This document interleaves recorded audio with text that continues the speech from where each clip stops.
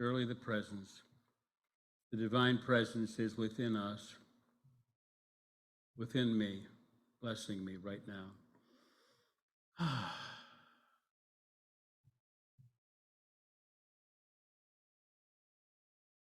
Divine One, I'm grateful for this acknowledgement that I'm connected to the eternal. I am connected to the atoms that were present at the beginning of the universe. I'm grateful that I'm connected with everyone who has ever lived through the eternal energy. Charles Fillmore and Myrtle Fillmore and Dr. Wayne Dyer and so many others who have blessed us on this planet. My teachers, take a moment, you might take a moment now and give thanks within for those people, those teachers who have taught you.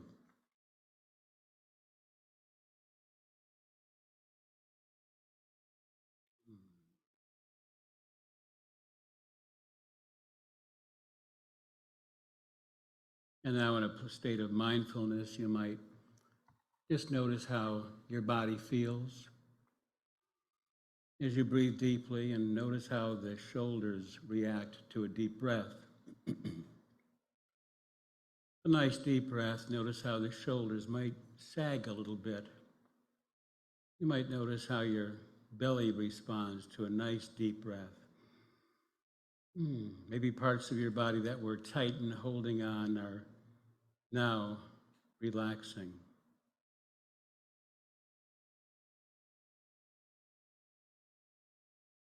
Being mindful, we notice how our feet feel in our shoes or sandals or on the floor.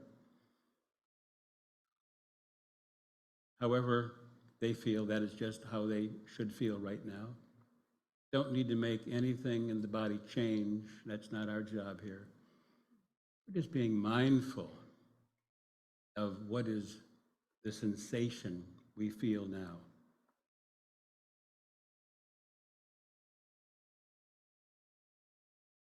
You might notice any emotions you feel, any feelings that are there, and don't try to change them. Let them be there. With a nice deep breath, allow those emotions and feelings to be.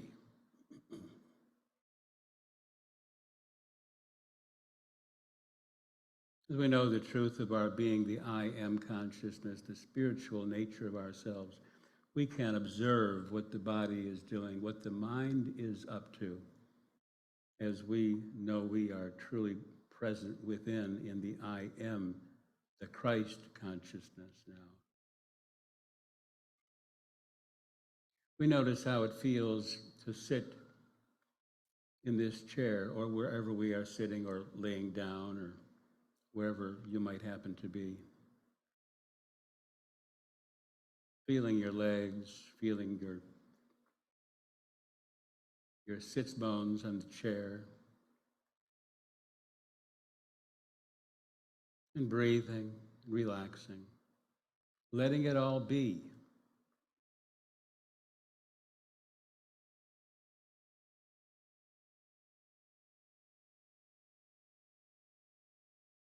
Just allowing it to be.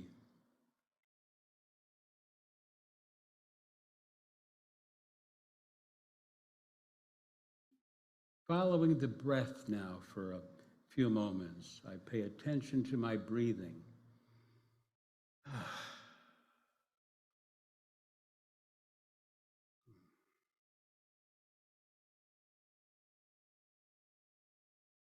Notice how the body feels as you take a nice deep breath. And relax.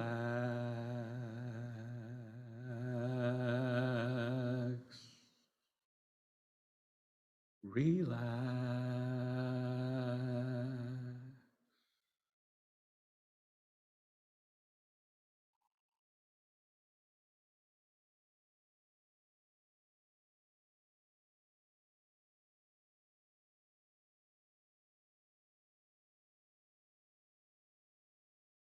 And we're so grateful as we acknowledge the presence of divine source, our Father, divine Mother within us.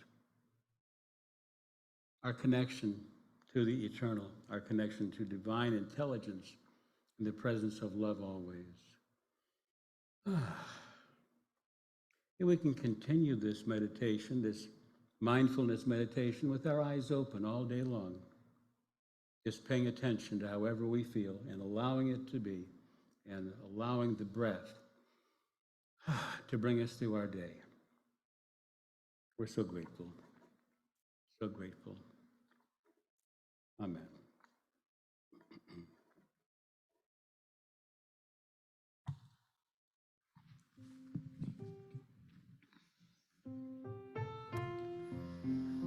Our Father, which art in heaven, hallowed be thy name. Thy kingdom come, thy will be done, on earth as it is in heaven. Give us this day our daily bread, and forgive us our trespasses, as we forgive those who trespass against us. And lead us not in temptation, but deliver us from error. For the kingdom and the power and the glory are yours, now and forever. Amen.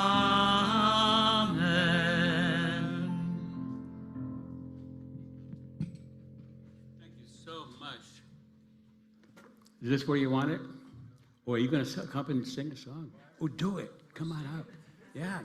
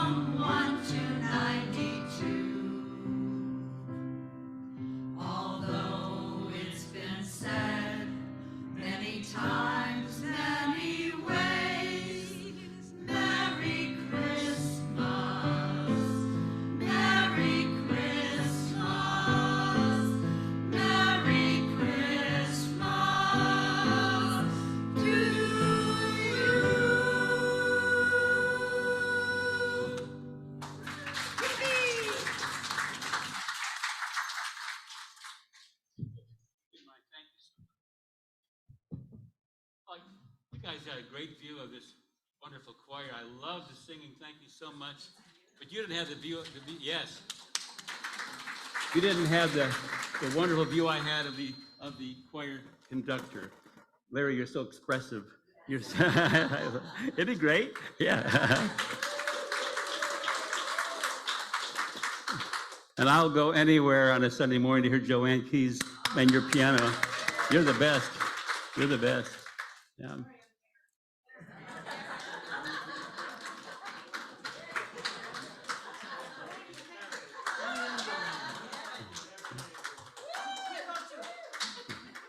Okay. So, what did I miss, Karen? I'm sorry. You were the piano player? Oh, thank you, Karen. Joanne switched places with you, eh? You're beautiful. Thanks. Very nice, very nice. You're very good. Yeah, that's great, Karen. Thank you. Yeah. Thank you for letting me know that. The choir was in my way. That's my excuse officially. I could not see past the choir. Yeah. All right, so I'm so excited to be here with you today. You know why? I love Advent. I love the holiday season. It's so much fun and so beautiful. So festive here today. The decorations and the food that's planned and a lot of wonderful people being happy together and singing. The singing, I love it. And I thoroughly enjoy being here with you. I've been here a number of times over the years through several of your past ministers and thoroughly enjoyed it. You're going to have Greg Barrett here. Now, Greg Barrett is the minister who signed my application for Unity Village to go to ministerial school. So if you don't like whatever I say or whatever, you can blame Greg for that. He's the one. He's the one that set me loose upon the Unity movement. Yeah, you can give him my love. He's great. Well, the late great Andy Williams used to sing a happy holiday song. You can hear it on the Christmas music stations all the time. It's the most wonderful time of the year, with the kids jingle belling and everyone telling you to be of good cheer. It's the happiest season of all. You've heard that. Except, Andy, when it's not. Except when it's not so happy out. Some people are happy and merry all through the holidays. I've known a few of those. However, for a lot of us, the holidays can be a real challenge emotionally. I see a few heads nodding up and down, yes. And people are always, and the radio is always exhorting us to be of good cheer. We must be joyful because it's Christmas after all. I promised Michael I would deliver a few hacks on getting your mojo back during the holidays and having a truly happy Christmas time. First, understand, however you are during the holidays, that's exactly the way you should be. In that moment, that day, perfect for what is true for you. What's more important than being merry or being happy or plastering a smile on it is to be spiritual. All during the holidays, to experience your spirituality. And during the holidays and after. And to be spiritual includes letting you be you. And using spiritual tools for your happiness, joy, and success. One of the great quotes that is so true, acceptance, maybe a few of you have heard this before, acceptance is the answer to all my problems today. Accepting how you are in this moment, allowing your feelings, knowing that they're not going to be there forever, they're going to be in this moment, and if you allow them to be there in this moment, they tend to dissipate. If you fight them, that's a losing battle, I found. Not getting dragged down or mired down in those feelings, but honoring how you're feeling right now, maybe even naming it. Yeah. Hack number 2, living in the now, realizing that every moment passes. Isn't that a good thing? It often is. The Buddhists talk about the doctrine of impermanence. Everything changes. It's constantly changing all the time, the nature of our universe. I might be sad this moment, and if I allow that feeling and experience it, nice deep breath, we did the mindfulness meditation as part of our meditation today, just breathing and feeling the sadness. feeling whatever the joy, if it's joy, enjoy the joy. Feeling whatever there is to feel. Sometimes I've discovered that if I'm feeling down, it's okay. Don't fight being down. Just, I'm feeling sad now. It's okay to feel sad. Sometimes it's nice to put your hand on your heart and your hand on your tummy. And that opens up something that frees the love chemical, the love hormone called oxytocin. Wonderful stuff. You might try that. If you're having a tough time in a day, upset, angry, or irritated, whatever, I love this feeling. Hand on the heart, hand on the belly, and deep breath. And let the mind do whatever the mind is doing. It's okay. And just feeling letting the happy chemicals, the happy hormone do its thing. Yeah. But not fighting however you're feeling, just being with it. I am most often a very happy person. I've been accused of having the happiness gene. My mom had it. She was always singing. Michael, she used to sing in the Palm Beach Opera. And singing is a great hack. Do you agree, choir? Yeah, it's like, even if you can't sing worth a darn, who cares? Sing anyways. And if people don't like it, tough. Go in the bathroom and go in the shower and sing. It feels good to sing. In the car, driving your car, in the car radio, I turn the music on and I sing with it all the time. It's a wonderful feeling. Singing is such a happy. The Psalms, the ancient mystic who wrote the Psalms, Psalm 96, says, "Sing to the Lord a new song. Sing to the Lord all the earth." See, the ancient mystics who wrote the Psalms knew the ways of the law of attraction, knew the ways of happiness, knew how to be spiritual in a practical sense. Like practically, like, yes, I can be happy and sing. I used to sing in my office. It's a good thing to do. This is when I had an office. Now I just sing wherever I am. And people walk by and they look in my apartment. I'm on the ground floor with the windows open singing. So it feels good. It's the best. It gets those chemicals going. It's a wonderful thing.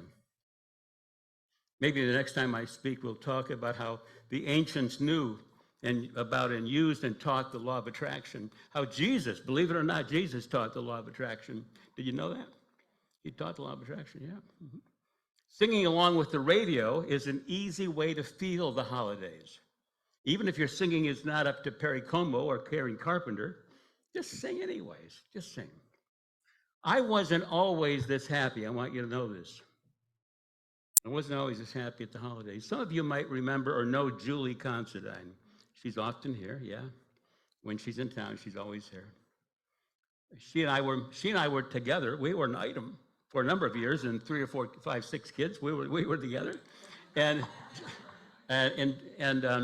Julie asked me one year, "You always seem to be sad during the holidays. Why is that? Do you know?" And I was vaguely aware of it. I just thought that's how things were. And I said, but I had done enough work on myself in Unity and Est and the 12 steps. I knew okay, good point. I am a little depressed in the holidays. Long about Thanksgiving, and I don't feel that's not a happy time for me all the time. And Julie's always bubbling, happy. She's that's how she is, kind of how she is. But I remember that I had been learned, and we talked about this last time I was with you, change your mind, change your life, right? Change your mind, change your life. Together, change your mind, change your life. Yes, you change your thoughts, change your feelings, change what you end up doing and receiving. So I meditated on this after Julie and I had this conversation, that I allowed myself to be sad. And I asked, in meditation, eyes closed, why am I so sad? Why is that? And sure enough, it's amazing how it works. I had a memory then when I was 8 years old, and my father talked to me, gave me the Santa Claus talk. And it was not a happy talk that day. Not a happy talk at all. It was somewhat It was like suddenly, without any kindness to it. Wasn't an arm around the shoulder, like that kind of thing. And I asked in meditation, what can I do about this? Because I saw clearly where it had started, this sadness. And I looked around, I thought, what can I do about this? And I got this message from deep within, you be Santa Claus. You're Santa Claus's helper. You be Santa Claus in the world. I went, oh, wow. It was enough for me to stop. At my age, I was 30 years old, and I'm looking for Santa Claus to come along. And I'm Santa Claus now. I'm Santa Claus's helper. I'm Santa in my world. I'm the one who brings joy to the world. I'm the one who's supposed to bring Christmas to others. I got that out of that meditation. But that's how I can be.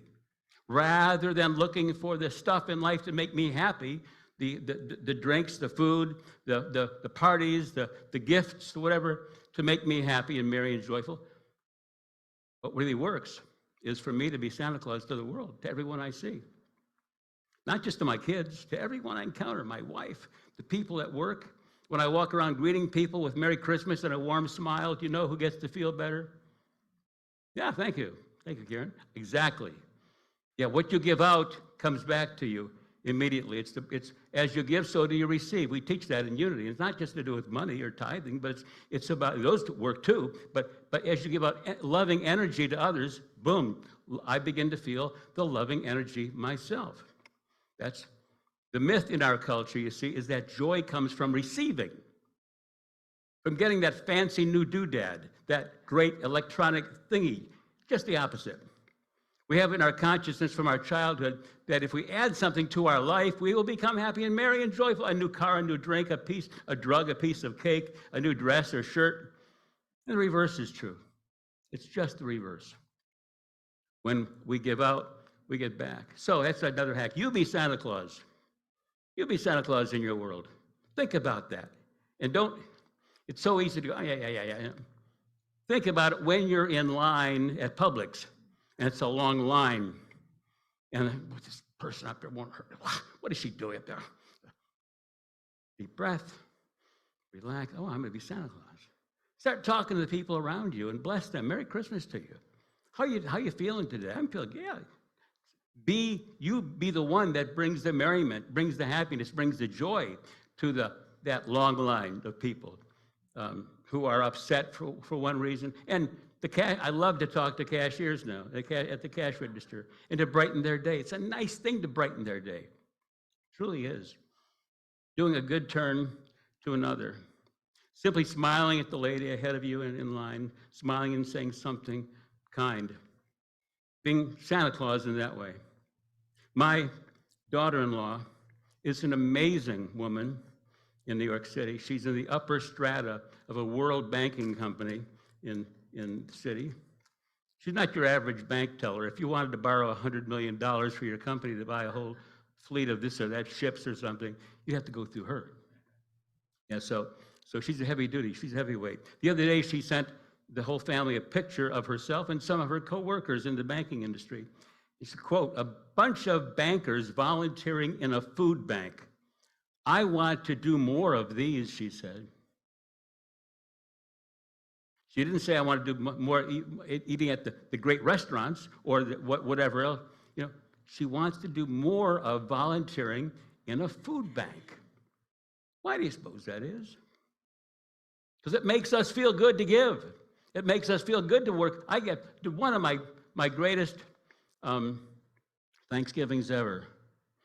Susan and I, my second wife, we had some of those of you who know me know about the little one in my life. She used to be that size over there, and now she's like about 6 foot tall. And I still call her the little one. And if you follow me on Facebook, you know about the little one. And so we went down to one of the best Thanksgiving ever. We went and volunteered on Thanksgiving Day to pass out food. It was wonderful. When I had the Spiritual Life Center in Midtown Detroit, we used to have the blanket brigade, giving all God's children a source of warmth. A lot of people those days in downtown Detroit were on the streets or right next to it. and we're cold and hungry. And we brought either food or typically blankets. That we would go out and buy blankets and collect blankets, several hundred blankets to go down. And we always felt so good, the whole bunch of us. We still talk about it. And I haven't been down there in a long time. Haven't been with that group. We still talk, when we get together online or whatever, we still talk about how good it was, how fun it was, how it made us feel good. Like Merry Christmas. Like the joke's on me. I get the Bettys from giving to other people. Yeah. Julie and I used to throw great parties at Christmas, caroling parties, so much fun giving to other people. We had 40 or 50 friends over for a potluck and for singing, and we would go door to door singing to people. It felt so wonderful. It was about receiving, and it was about, the next hack, connection. About connecting with others, hugely important. Don't be isolated during the holidays. Do what you can to get connected. Double up if you go to 12-step meetings, double up your 12-step meetings. If you don't, find a 12-step meeting and go. You might enjoy it. You might need it. Who knows? Joy comes from giving, getting outside of my psychology and helping others. My friend Joe says, a friend of mine is recovering from surgery, and I call or text her every few days to see if she needs anything. And she's fine. But he does it because he loves her. She's been important in his life. We're not talking about lovers or romantic people. They're just people who are in adult children of alcoholics together. And he's concerned about her, making sure that she's taken care of. And it makes him feel connection. Connection is so, so important. A recent study said that the opposite of addiction is not abstinence, which shocked me. The opposite of addiction is connection. That's one reason that the 12-step programs really do tend to work for those who really get into them and participate in them. There's community, a sense of community, friendship, something to do besides drink at night or do a drug at night. People I love to be with. Connection is really important. You be Santa Claus. This is what Yeshua taught. Do unto others as you would have them do unto you. And he went around helping people heal, didn't he? And making them feel better. By your faith, he said, are you healed? He said, because I'm wonderful, you're healed. No, he didn't say that. By your faith, are you healed? You have the power within you, you see. And he acknowledged that power. It was a gift he was giving people. I began to work, bringing joy to work with me. The love energy, playing Santa at the office, and the gift is my smile, my kind word to other people, my doing a favor for someone who's struggling. The best hack, and this may not be a hack. A hack is, in the modern sense, is something that's simple, that works effectively, maybe not for all time, but works to fix a problem you have. This may be much more than a hack. The holidays are a great opportunity for your heart chakra work. Great opportunity, because it's about the presence of love and enjoying the world. And what better way to get there than through the heart chakra? Have you done the heart math workshops here at all? Wonderful. Read the book by Dr. Lou Childra, The Heart Math Solution. I took the workshops from 25 years ago at Unity Village, and I do the heart chakra work pretty much every day. And it makes a huge, huge difference. When I do it, my life is so much easier and much more prosperous. That when I stop doing it, when I forget to do it, it's like, what was I thinking? Why did I forget to do that heart chakra work? The heart chakra is not only an Eastern yogic practice, but researchers at the Heart Math Institute in California estimate that there are some 40,000 higher intelligence neurons located around your heart, your physical heart, and that it is the center of our spiritual connection with universal energies. Powerful stuff. And that has been my experience as well. I'm a success and happiness coach, and when I coach people for happiness and success in business, family, and community, I generally teach valuable heart chakra modalities. When I teach manifestation classes for the law of attraction workshops or mindfulness meditations, I always include heart chakra work. It's what Dr. Wayne Dyer taught. A lot. We taught at Unity of the Palm Beaches what Abraham Hicks teaches, what heart math teaches, the connection, the importance, the vitality, the ease of getting into your heart chakra. And we're going to do a little, if you're willing to let me do it, we're going to do a little practice in a minute. It is vital. It amplifies and empowers the techniques taught by New Thought, including Unity. So in the final hack, and this is the best, open your heart chakra in the morning before you get there, before you leave the house, and before you get to your office. Open the heart chakra before you get to work every day. You know how to open your heart chakra? Okay, let me teach a really simple way. This is a technique I learned from Dr. Wayne Dyer. Larry, you got this on right, Larry? Is this from the right place? Okay, good. Is there something in your life who always brings a smile to your life, like maybe a kitten, maybe a little infant that you remember holding an infant and being so happy, an uncomplicated relationship, a little puppy? Think of this is what we call in this practice. We call your it'll come to me.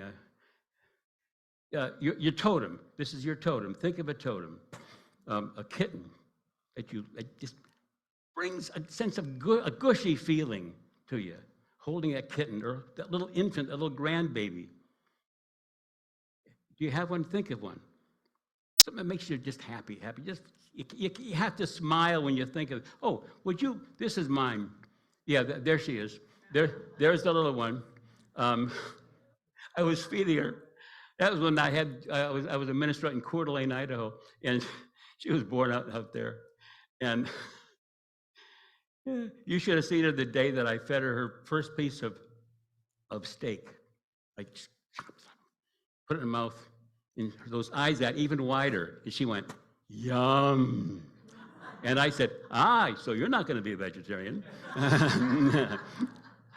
And that little thing, I mean, the foot, that opens my heart each and every time I think of it. And so like that, find something open. I have to smile when I look at that. Yeah, I'll be picking her up in Charlotte. Oh, she makes me cry. That's the heart chakra. Yeah, let that be there. Let that loving be there. So think if you all got something. Okay, let's close our eyes for a second. Remember that totem now. Remember that little kitten or little puppy or grandchild or baby. And feel the love and happiness flowing in your heart. You might take your hand and just touch the area above your physical heart and tap on it and anchor that feeling. Take a few deep breaths and allow that gushy feeling to be there. It's a good thing. That's your heart chakra, powerful, connected to the divine. And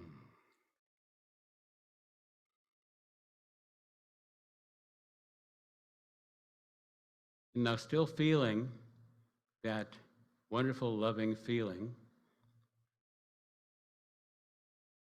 set aside for a moment now the totem that you are looking at in your mind's eye and think of something you're going to do this week, maybe later today. Maybe you'll go shopping or go to work or whatever, and bring that loving energy with you to that location, to that place with those people.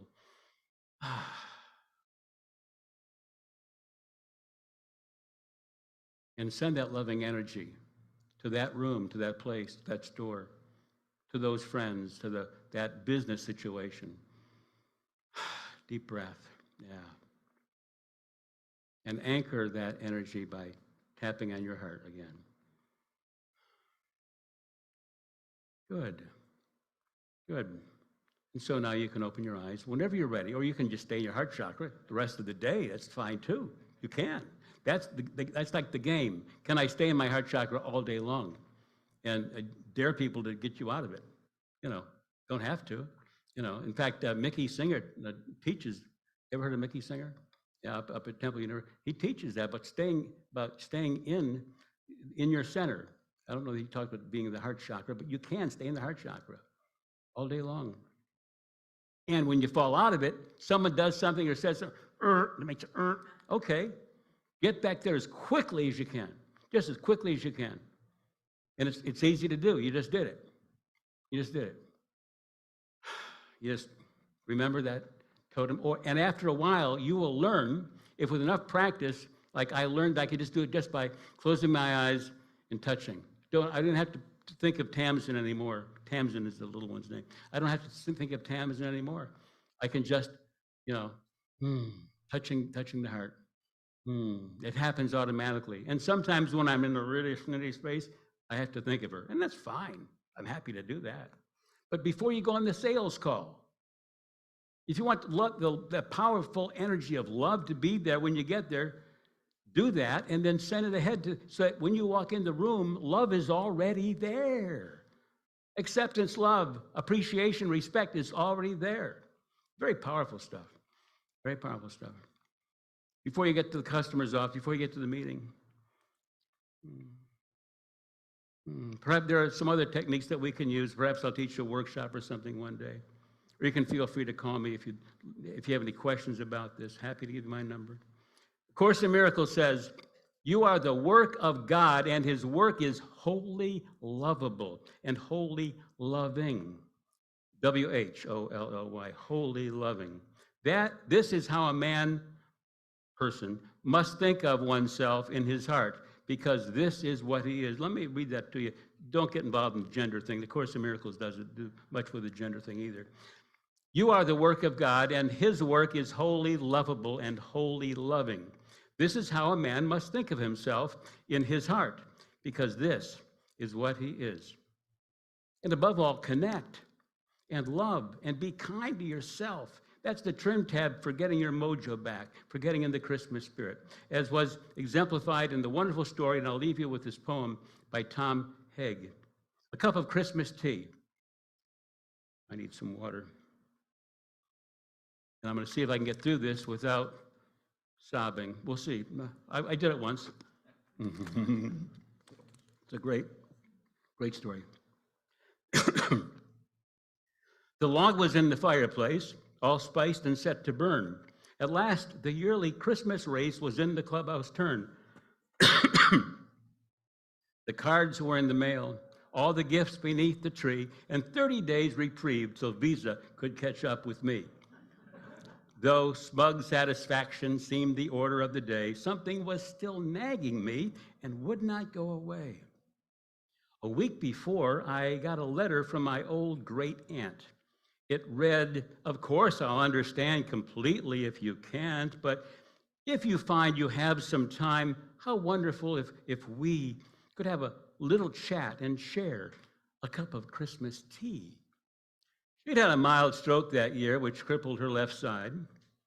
Though housebound now, my folks had said it hadn't hurt her pride. They'd said, she'd love to see you. What a nice thing it would be for you to go and maybe have a cup of Christmas tea. But boy, I didn't want to go. Oh, what a bitter pill to see an old relation and how far she'd gone downhill. I remembered her as vigorous, as funny, and as bright. I remember Christmas Eves when she regaled us half the night. I didn't want to risk all that. I didn't want the pain. I didn't need to be depressed. I didn't need the strain. What about my brother? Why not him? She's his aunt too. I thought I had it justified. But then before I knew the reasons not to go I so painstakingly had built were cracking wide and crumbling in an acid rain of guilt. So I put on boots and gloves and cap, shame stinging every pore, and armed with squeegee, sand, and map, I went out my front door. I drove in from the suburbs to the older part of town. The pastels of the newer homes gave way to gray and brown. I had that disembodied feeling as the car pulled up and stopped beside the wooden house that held the Christmas cup. How I got up to her door, I really couldn't tell. I watched my hand rise up and press the button of the bell. I waited, aided by my nervous rocking to and fro. And just as I was thinking, maybe I should turn around and go, I heard the rattle of the china in the hutch against the wall. the triple beat of 2 feet, and a crutch came down the hall. The clicking of the door latch and the sliding of the bolt, and a little swollen struggle, and it popped it open with a jolt.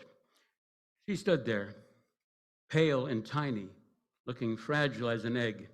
I forced myself from staring at the brace that held her leg, and though her thick bifocals seemed to crack and spread her eyes, their milky and refracted depths lit up with young surprise. Come in, she laughed the words. She took me by the hand, and all my fears dissolved away as if by her command.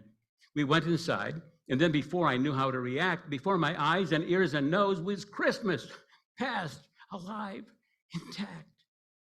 The scent of candied oranges, of cinnamon and pine, the antique wooden soldiers in their military line, the porcelain nativity I'd always loved so much, the Dresden and the crystal I'd always been told I mustn't touch. My spirit fairly bolted like a child out of class and danced among the ornaments of calico and glass. Like magic, I was 6 again, deep in a Christmas spell, steeped in the million memories that the boy inside knew well. And here among old Christmas cards, so lovingly displayed, a special place of honor for the ones the we kids had made. And there beside her rocking chair, the center of it all, my great aunt stood and said how nice it was I'd come to call. I sat and rattled on about the weather and the flu. She listened very patiently, then smiled and said, "What's new?" Thoughts and words began to flow. I started making sense. I lost the phony breeziness I use when I get tense. She was still passionately interested in everything I did. She was positive, encouraging, like when I was a kid. Simple generalities still sent her into fits. She demanded the specifics, the particulars, the bits. We talked about the limitations that she'd had to face. She spoke with utter candor and with humor and good grace, then defying the reality of crutch and straightened knee on wings of hospitality, she flew to brew the tea. I sat alone with feelings that I hadn't felt in years. I looked around at Christmas through a thick, hot blur of tears, and the candles and the holly she'd arranged on every shelf, the impossibly good cookies that she still somehow baked herself. But these rich and tactile memories became quite pale and thin when measured by the Christmas my great aunt kept deep within. Her body halved and nearly spent, but my great aunt was whole. I saw a Christmas miracle, the triumph of a soul. The triple beat of 2 feet and a crutch came down the hall. The rattle of the china in the hutch against the wall. She poured 2 cups. She smiled and then she handed one to me. And then we settled back and had a cup of Christmas tea. Tom Haig wrote that. God bless Tom Haig. Let's hear it for Tom Haig. How beautiful. That's the final Haig. Who do you know that could use a visit from you? Who do you know that could use a phone call from you? Who do you know that could use your love? Enjoy yourself. Merry Christmas.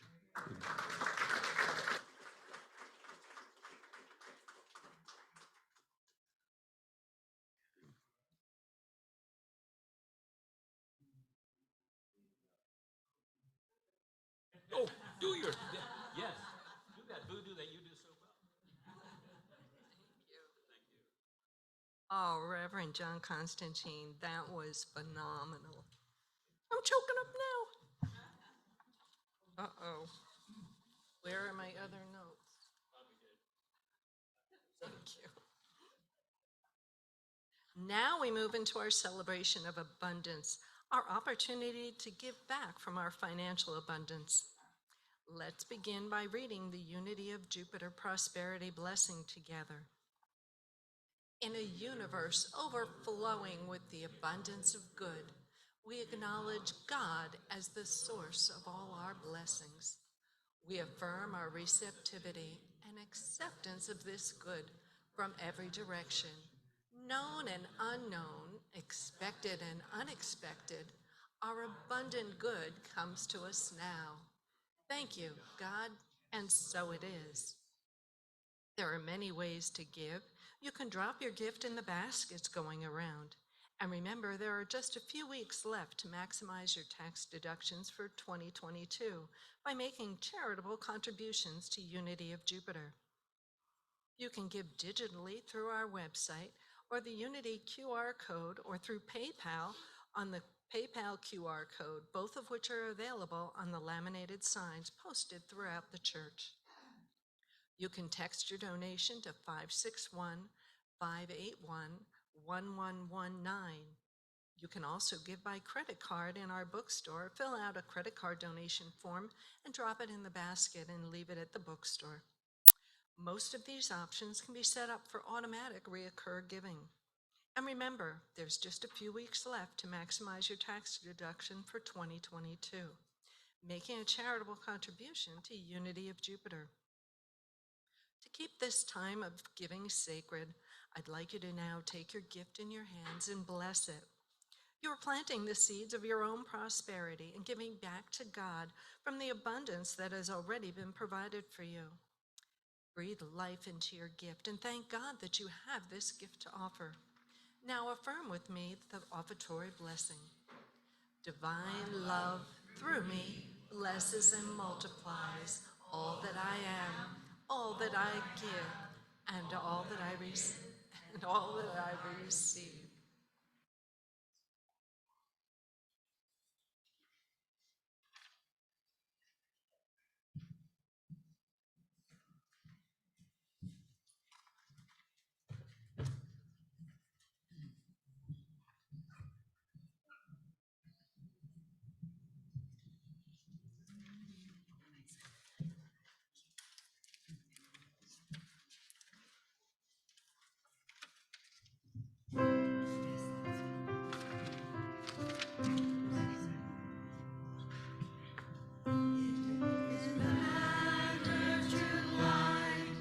Just one little candle and to stumble in the dark. Better far that you light just one little candle. All you need is a tiny spark. If we all say a prayer that the world would be free, what a wonderful dawn of a new day we'll see. And if everyone lit just one little candle, what a bright world this would be.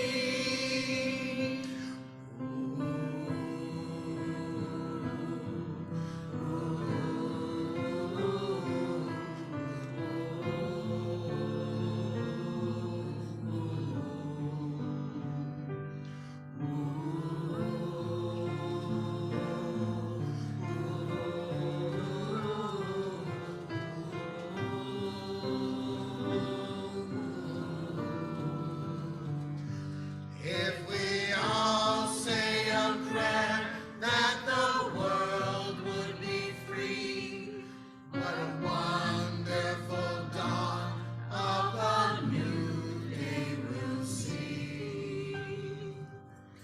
And if everyone lit just one little candle, what a bright world this would be.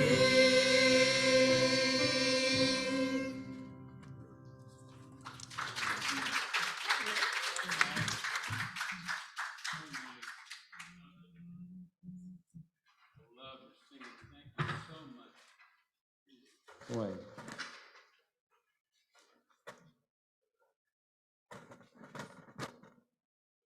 All right then.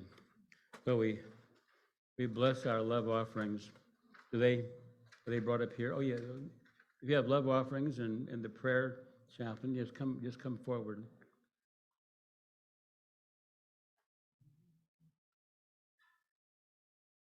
Good, so we give thanks for this outpouring of prosperity that blesses this unity ministry and enables us and empowers this ministry to do its wonderful work in the world, teaching the power of the presence of the divine within us, making us masters of the presence, masters of the presence of God within us and all in our world. We shift, allow people to shift from being victims of circumstance to being the presence of the divine in the world. We're so grateful for all these gifts that enable this work to be done by this New Thought Unity Ministry. Thank you so much. Thank you so much.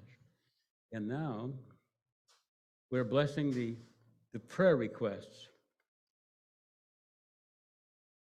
Thank you, Divine Father, Mother, for blessing these people and their requests, their intentions, empowering them, always remembering day after day after day, this week especially, the presence and the power of the divine within their hearts, within their heart chakra, that they're open and allowing that divine intelligence, divine love, divine power to work through them and to bless this world and to bless their lives. And everyone for whom they pray, we join them in prayer now. Thank you so much, Divine Father, Mother God. So be it and so it is.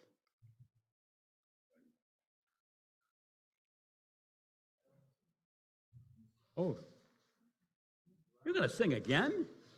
You people never stop.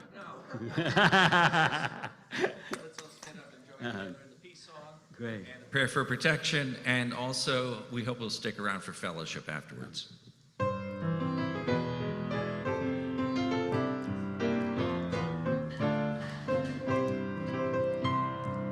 Let there be peace on earth, and let it begin with me. Let there be peace on earth, the peace that was meant to be. With God as creator, family all are we. Let us walk with each other in perfect harmony.